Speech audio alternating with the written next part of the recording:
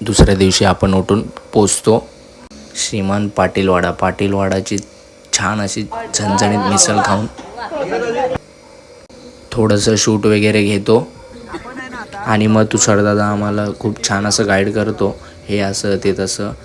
आम्ही पोचतो मग सिद्धरामेश्वर, खूप छान असं मंदिर आहे.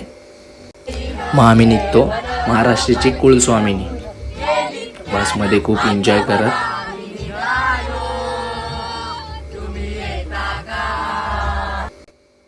आम्ही पोचतो, बघा तुम्ही.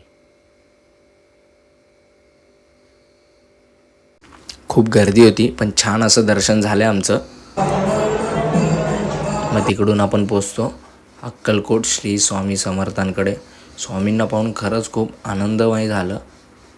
जर तुम्हालाही देवदर्शन करायचे असतील तर बालाजी टूरला नक्की भेट द्या. चला बाय बाय.